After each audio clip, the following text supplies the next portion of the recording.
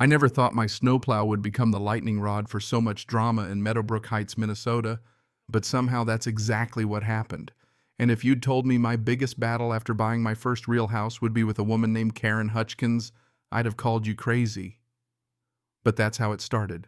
A crisp, blue sky November morning. Me outside just clearing my driveway, thinking about nothing but hot coffee and the workday ahead. I'd only been here 3 months, still new enough to feel like I ought to wave at every car that passed, still proud of my John Deere plow attachment first big purchase after moving in. Let me tell you, growing up in northern Minnesota, you learn 2 things pretty quick. Don't trust thin ice and don't mess around when it comes to clearing snow. My dad taught me to run a plow before I could legally drive, and now at 34 there's a kind of pride in being the guy who can handle his own winter. That morning I was halfway done engine humming, coffee thermos steaming when I saw a white Lexus glide up, tires crunching softly over the fresh powder. Out steps Karen. Mid-50s platinum hair coat, so puffy and expensive looking it probably had its own mortgage. She made straight for me, boots punching perfect holes in the unbroken snow across my lawn face set, like she was heading into battle. I cut the engine, figuring this was one of those welcome to the neighborhood moments. It wasn't. "Excuse me," she barked, and just like that, my welcome committee turned into a one-woman firing squad. "I'm Karen Hutchkins, president of the Meadowbrook Heights Homeowners Association, and I need to speak with you about that monstrosity you're operating." I glanced back at my snowplow, still dripping with a little pride. "My snowplow?" I asked. She nodded, sharp as sleet. "That industrial equipment is inappropriate for a residential neighborhood. Loud, unsightly, lowers the aesthetic value of our community. I'm going to insist you cease and desist immediately." I bit back the urge to laugh. "Ma'am, with all due respect, we just got 8 inches of snow. I have to get to work." She didn't blink. "Then hire a service. Use a snowblower. Shovel by hand. But that plow has to go." And on it went. I tried to stay calm, explained this was my property, that I wasn't running a business, just keeping my driveway clear. She came back with legalese covenant this section that threatened daily fines. That evening, sure enough, I found a letter in my mailbox, official HOA stationery, citing rules demanding I stop or face $200 a day penalties. My gut burned with the unfairness of it. Now here's where my stubborn streak kicks in. I called Marcus, my old college buddy, who's a real estate lawyer up in Minneapolis. He read the documents, called me back laughing. "She's stretching Jake.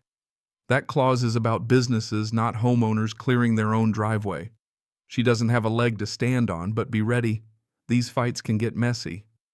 He drafted a response for me, polite but firm warning that any further harassment would have legal consequences. Did that settle things? Not a chance. Karen called an emergency HOA board meeting, painted me as a dangerous precedent, rallied the old guard. The meeting was a circus, crowded clubhouse, her at the podium, a couple of sympathetic faces in the crowd, but mostly silence. I stood up and made my case, even got some support from David Chen, a board member who actually listened. But Karen pushed through a new ban effective immediately: no personal snowplows allowed. I left that meeting furious but more determined than ever. Marcus coached me through the next round. They didn't follow procedure. They need notice a comment period. You've got grounds. I sent another letter. Kept plowing. Every time it snowed, I cleared my driveway. Every time I did, another fine. I documented everything, photos, emails, the whole paper trail. The fines stacked up $3,000 in a month. Then the real Minnesota winter arrived. Storm after storm. My driveway always clear. The rest of the neighborhood waiting on those approved snow removal services, which took forever to show up. That's when Tom Radcliffe knocked on my door. Retired engineer, lived here 15 years. He told me Karen's power trip has gone on long enough. A bunch of us are backing you at the next board meeting. Word spread, more neighbors came by, quiet at first, then emboldened. Seems Karen had ruffled more than a few feathers over the years. The next board meeting packed. Marcus showed up with me. Tom brought a dozen friends. Karen tried to control the agenda, but David Chen overruled her. Marcus stood up, laid out the violations: no notice, no comment period, arbitrary and unreasonable. The room was silent. Karen tried to argue, but this time the board listened. David called a vote, rescind the ban. Hands went up 3-1, it passed. Fines voided, I could use my plow. Relief hit me so hard I nearly sagged in my chair. Neighbors congratulated me. Tom shook my hand. Even Susan, one of Karen's usual allies, nodded. For a minute I thought it was over, but I hadn't counted on Karen's vindictiveness. 2 days later, the police called Karen, claimed I'd threatened her. I took Marcus and all my documentation down to the station. Detective Williams listened cool and steady, then told me, "This sounds like civil harassment. If she keeps filing false reports, she'll be the one in trouble." That rattled me, but life went on. Karen stepped down as HOA president after that meeting, but she still glared at me every time we crossed paths. December bled into January, and with it the promise of a blizzard, 2 feet of snow, predicted winds gusting, a real Minnesota special.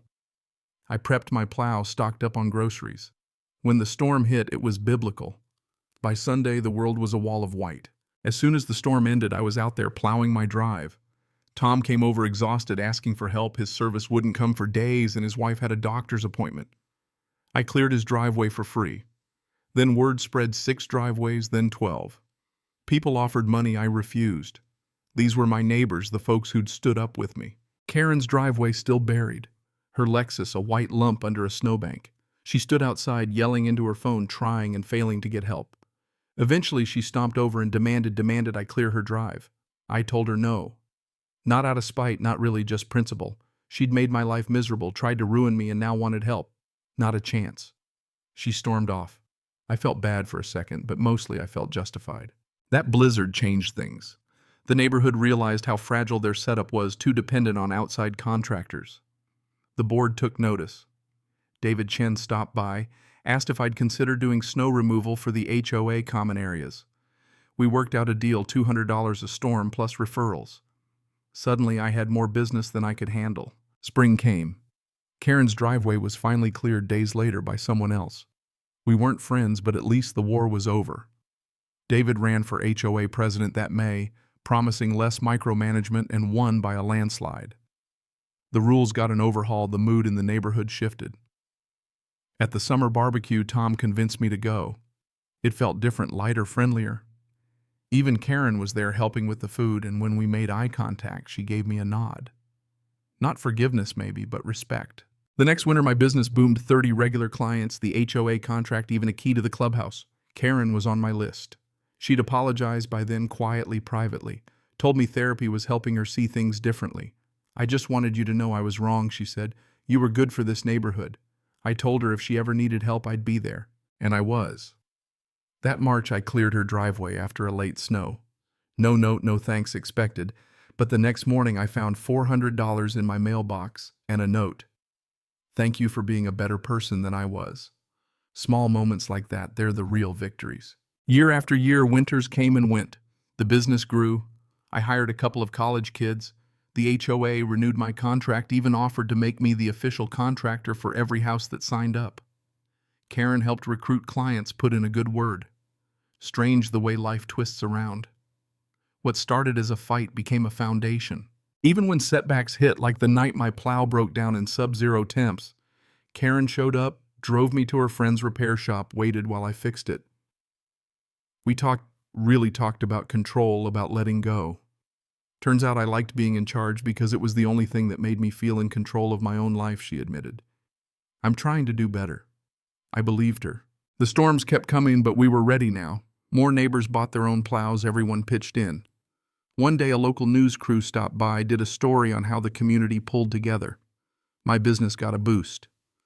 David offered me a long-term contract with the HOA, and by year 3 my crew was handling most of the subdivision. The blizzard that winter was the worst yet, but by then we had a system. Driveways clear, kids out playing, neighbors waving. The legend of the snowplow dispute grew. Tom loved to retell it, always finishing with, "That's why you never mess with a man and his plow." People still argued sometimes, but the mood was different. More "let's solve this" than "let's fight." Karen became a real part of the neighborhood, organizing fundraisers, volunteering at the food bank, finally finding her place. Looking back, I realized something I wish I'd learned sooner sometimes. You need conflict to force growth. Karen's power play brought the worst out of both of us, but in the end it brought the best out of the community. People got involved, stood up for what was fair, built something better. Even Karen changed, losing her title gave her back herself. I still keep that plow in my garage, ready for the next storm. Every winter brings new challenges, new lessons, new ways to help. But now when I drive through Meadowbrook Heights and see kids sledding or neighbors shoveling together, I know I'm home not just in a house but in a real community. And sometimes that's worth a whole lot more than being right. So here's my question to you. Have you ever stood your ground in the face of unreasonable authority or backed down when you shouldn't have? Do you think it's worth the fight, even when it's exhausting? I'd love to hear about a time you faced down an unfair rule or maybe had your own Karen moment. Drop your story below. Let's see how you'd handle it and what you learned from it. Because at the end of the day, that's what turns a group of strangers into a real community, standing up, speaking out, and helping each other through whatever storms come our way. Cảm ơn các bạn đã xem video.